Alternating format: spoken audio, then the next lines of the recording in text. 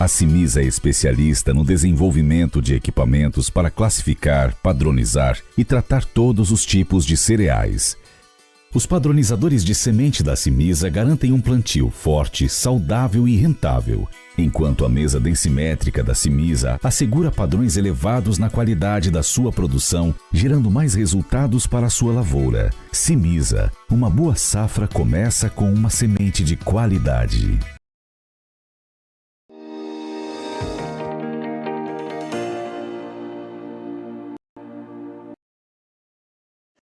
Olá, muito boa tarde a você que nos acompanha aqui pelo Notícias Agrícolas, no ar nosso boletim, vendo o que aconteceu com o mercado de grãos lá na Bolsa de Chicago em dia de relatório do USDA. Havia uma grande expectativa para saber o que o USDA traria de informações novas aí para o seu relatório. Estava todo mundo de olho, principalmente nos itens produtividade e estoque final lá nos Estados Unidos, porque existe uma discordância, ou pelo menos uma separação aí entre o que está acontecendo na prática e o que o USDA vem mostrando aí em termos de números nos seus relatórios, mas aparentemente o USDA deu de ombros aí para o mercado e não trouxe, no caso da soja, nenhuma alteração.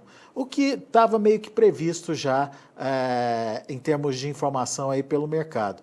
E o milho, obviamente que o USDA tinha que fazer algum tipo de correção diante daquela movimentação diária que houve com o relatório de acreagem divulgado no mês passado. Mas, afinal de contas, o que mudou na prática? O que as informações novas, ou pelo menos esses números novos, trazem aí de potencial para a comercialização e para a precificação de soja e milho? Perguntas para quem acompanha esse mercado de perto, para quem analisa todas as novidades aí desse mercado, que é o Vlamir Brandalize, lá da Brandalize Consult. Seja bem-vindo, meu amigo, obrigado mais uma vez pela sua participação conosco aqui no Notícias Agrícolas. E eu já de cara pergunto, prevaleceu o USDA conservador de novo, Vlamir? Boa tarde, Alex. Boa tarde a todos. Alex, o USDA manteve o título, né, de conservador, trouxe dados sem alterações praticamente na soja, né? Então o mercado olhou o USDA como o USDA tradicional, né? No caso da soja, o USDA não quis mudar muito, né? Então a produtividade é perto de 3.387 quilos, que é a média projetada por enquanto, ele não mudou nada, né? E o mercado acredita que nessas condições de clima, que veio aí arranque inicial da safra desfavorável, calor, seco em grande parte do meio oeste, ele teria que ter tirado pelo menos uns 100 quilos da média da produtividade. Isso daria uma safra menor do que 119,9 milhões de toneladas que ele mostrou hoje, que é o mesmo mês do mês passado. Então, isso acabou não refletindo em mudanças, né? Que daí também não mudou o estoque inicial, não teve novidade, né? O estoque agora, que seria o final dessa safra anterior, aí 3,7 milhões, que é para o final de agosto, e a safra nova também 4,2. Então, sem novidades aí na soja. Exportação, mesma coisa, os números foram literalmente copiados, né, Vlamir? Nos Estados Unidos, eles copiaram o relatório do mês passado, eles não mudaram nada. A única coisa que dá para dizer, Alex, que eles mudaram no relatório da soja, porque ele não mudou também nada para o Brasil, não mudou para a Argentina, ele alterou a situação da China, né? Ele acabou reduzindo a safra da China, aliás, a importação da China para 102, frente aos 103 milhões de toneladas que era projetado no mês passado, Alex. Isso num momento em que ele também reduziu o estoque final chinês, sinalizando que há um consumo crescente, o consumo do último ano foi maior. Isso precisaria ter mantido pelo menos a importação, né? Porque ele caiu o estoque chinês para 31, era 34 no mês passado, que foi a novidade do dia, né? A novidade foi China, estoque menor. Né? A China importa menos, mas consome mais do estoque, então. Exatamente. Então, China mais apertada. É sinal de que os chineses vão ter que voltar para as compras já. Vão ter que comprar mais aí, porque os chineses estão numa fase de querer recuperar estoque, né? De trabalhar com estoques mais robustos, porque no começo do ano passado, no início da pandemia, eles foram pegos de calça curta, né? Eles estavam com estoques muito baixos, os estoques menores em 10 anos, e essa não é a política da China. A política atual agora é manter estoques melhores, não correr riscos, para não ter problema de abastecimento interno, né? Porque eles estão começando a retomar efetivamente a atividade e crescimento do setor do suíno, né? Que teve abalado com a peste suína, e agora está voltando a andar e eles querem estar aí no final de 2022 já com uma carga total aí perto dos 600 milhões de animais aí, então precisaria importar bastante soja aí para cobrir esse avanço que vem. Sem contar que os demais setores da China que cresceram todos, né, em demanda, né? Pois demanda é. de ovo, leite e tudo, né? A demanda passa a ser, então, um fator importante de ser observado também. Sim, sim, agora esse é um fator importante porque tem dois olhos abertos aí em Chicago nesse momento. Um é para o campo americano, para o clima, para as lavouras, e o outro é para a China. Se ela voltar a comprar, seria mais um fator de pressão aí positiva nas cotações. No momento a China está fora, na semana passada também não atuaram, e hoje também não mexeram, estavam esperando ver o relatório, provavelmente, mas agora o mercado vai olhar para o clima, né? Daqui a pouco sai o relatório das lavouras. É possível que no relatório de hoje até haja uma pequena melhora das lavouras, porque a semana passada o clima foi melhor.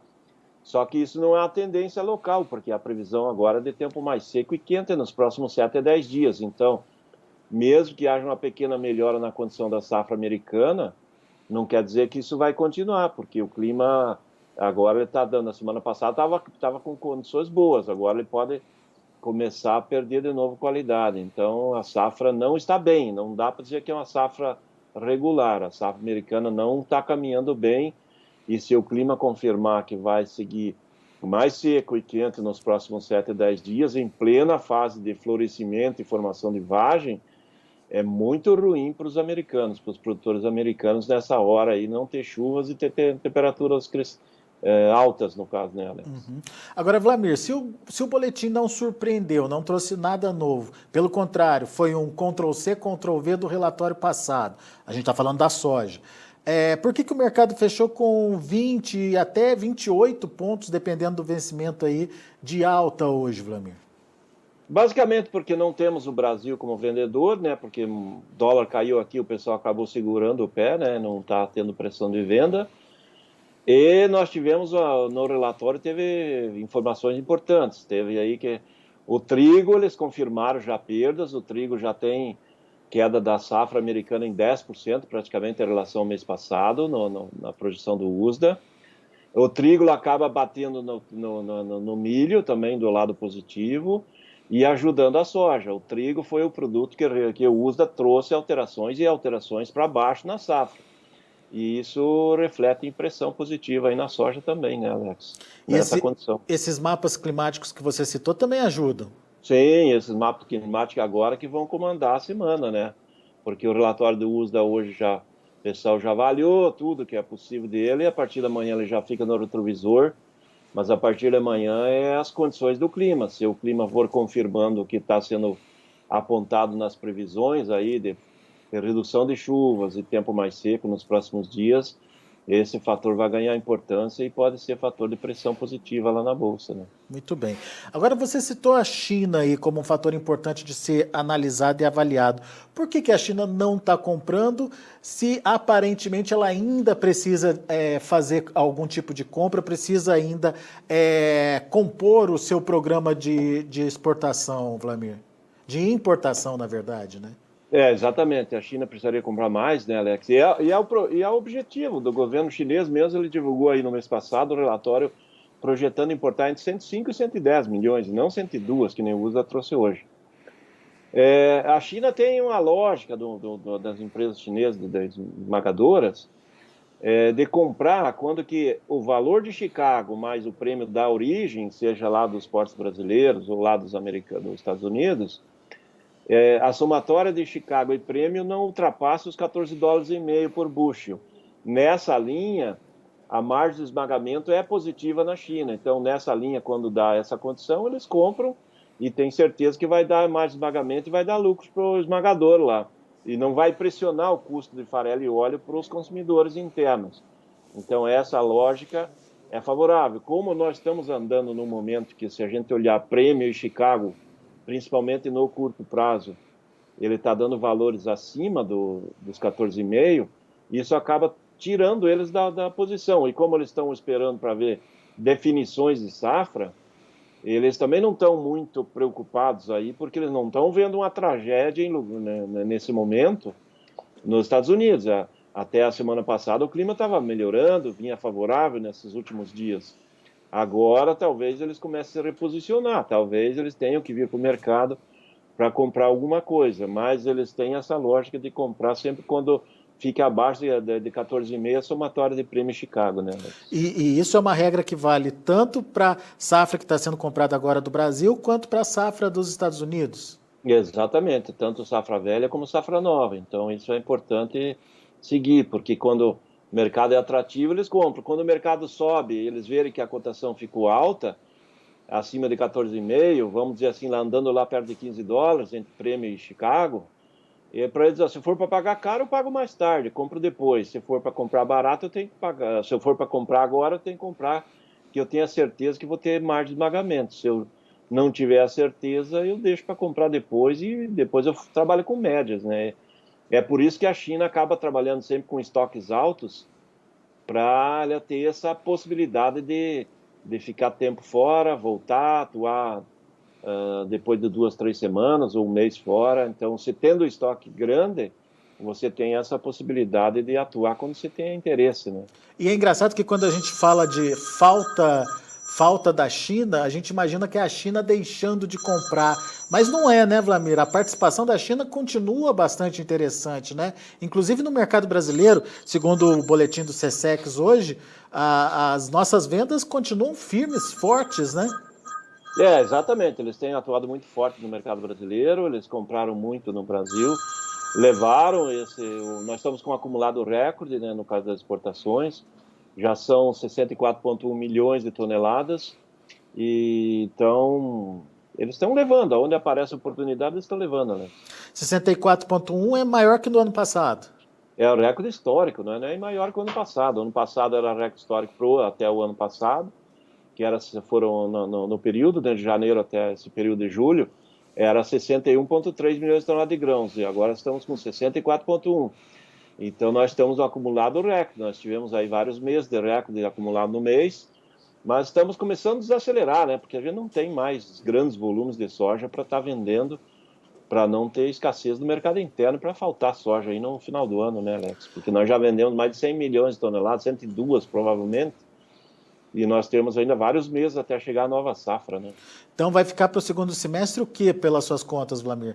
Uns 30 milhões de toneladas, 30 e poucos? Olha, nós temos no máximo 35 milhões de toneladas para a gente atender mercado interno e exportação até fevereiro do ano que vem, quando se espera que comecem as primeiras colheitas, né? Se o clima for favorável e as chuvas entrarem já no começo de setembro, lá em janeiro nós vamos ter oferta, mas normalmente o mercado trabalha com cautela e tem que ter produto aí pelo menos para trabalhar até fevereiro, né? Que daí fevereiro normalmente é certo que tem alguma colheita já andando bem, né? Esse volume é muito, é pouco, é justo? Qual que é a sua Pela análise? demanda de exportação, demanda interna do setor e para um ano que nós vamos para recorde histórico de consumo de ração, é um volume ajustado, Alex. Não está sobrando soja, não. Não dá para dizer, né, que está sobrando, não. Então não dá para imaginar que vai ter pressão nos preços também no segundo semestre, Wlamir? Olha, se tiver alguma pressão, vai ser uma pressão positiva interna, que daí pode ter um descasamento. Alta daí, no caso. Alta interna, podendo pagar mais do que o mercado externo, se o clima melhorar nos Estados Unidos, vamos dizer assim, né? Se der condição para a safra evoluir lá, aí nós teríamos um descasamento interno, com a cotação interna maior que externa.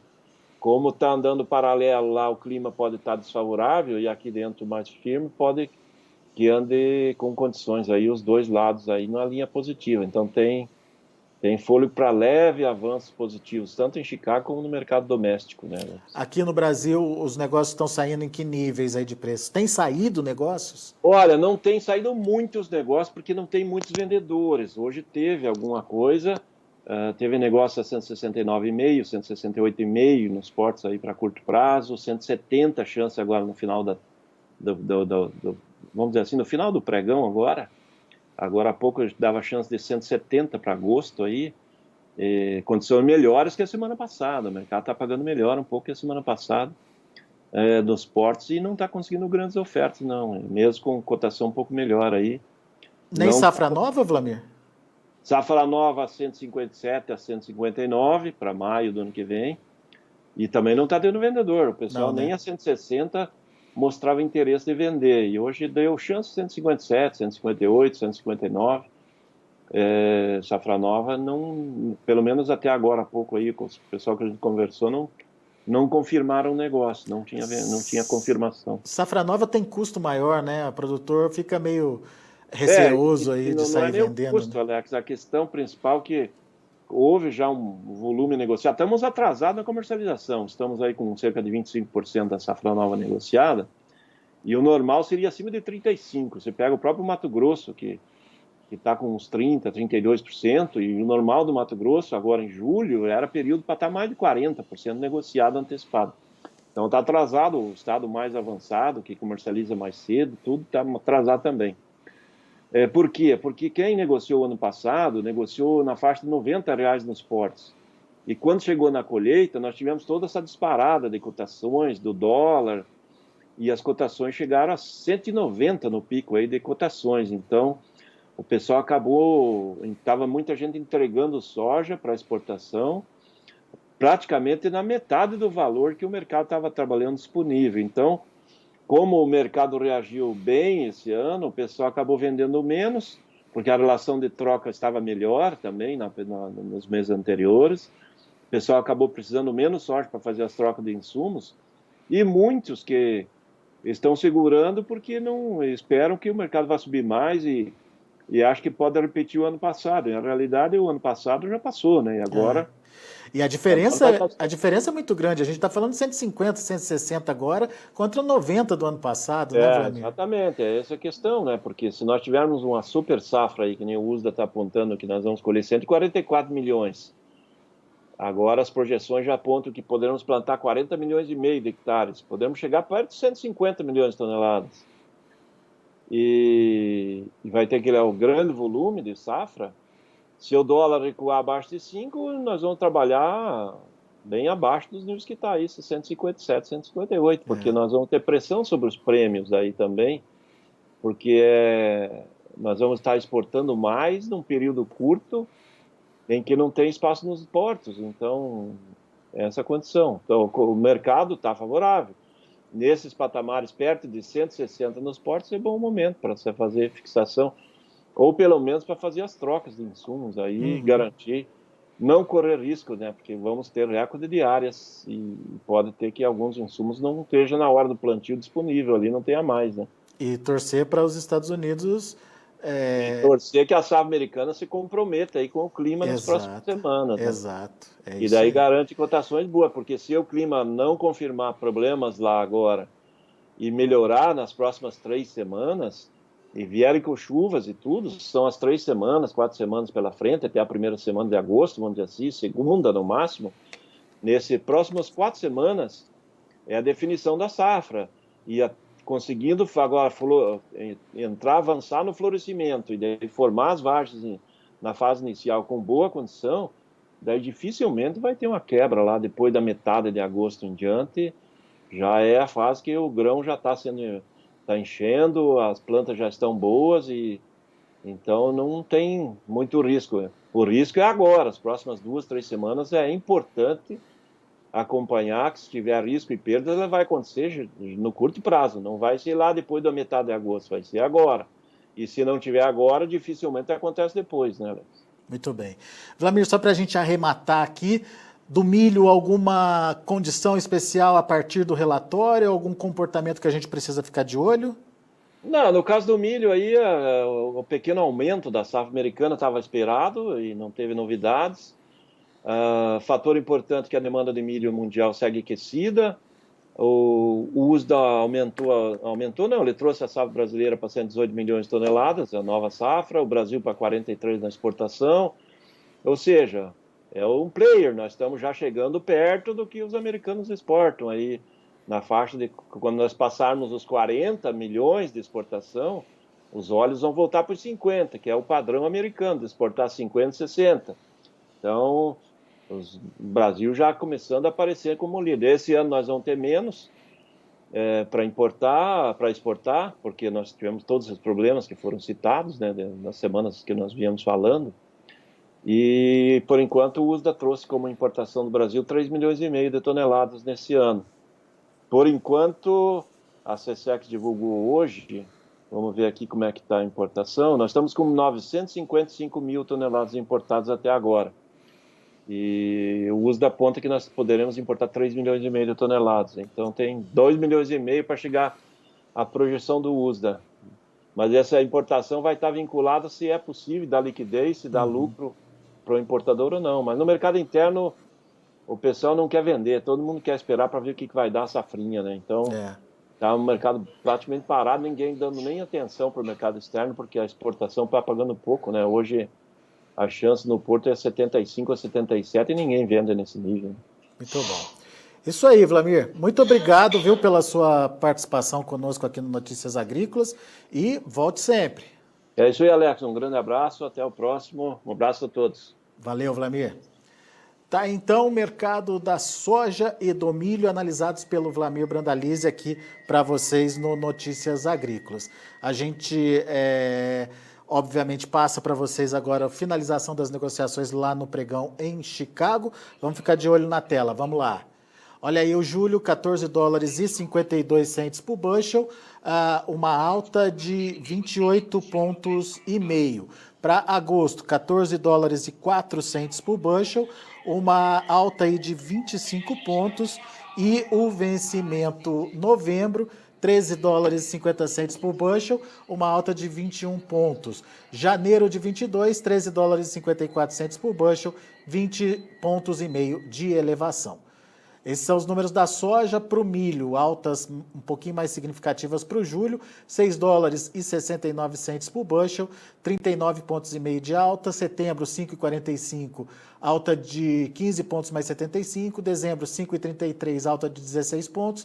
E março, 22, 5 dólares e 40 centes por bushel, 15,5 de elevação. E para finalizar, o trigo, que fechou também com alta expressiva. E o julho, 6,35, 26,5. Setembro, 6 dólares e 40, 25 pontos mais 75 de alta. Dezembro, 6 dólares e 47, alta de 23 pontos e meio. E o março de 22, 6 dólares e 54 centes por bushel, alta de 22 pontos mais 25. São os números de hoje de fechamento do mercado. A gente fica por aqui. Agradeço muito a sua atenção e a sua audiência. Se inscreva em nossas mídias sociais no Facebook Notícias Agrícolas, no Instagram @Notícias Agrícolas e no nosso Twitter @Notiagre. E para não perder nenhum vídeo, não se esqueça de nos acompanhar no YouTube e na Twitch, Notícias Agrícolas Oficial.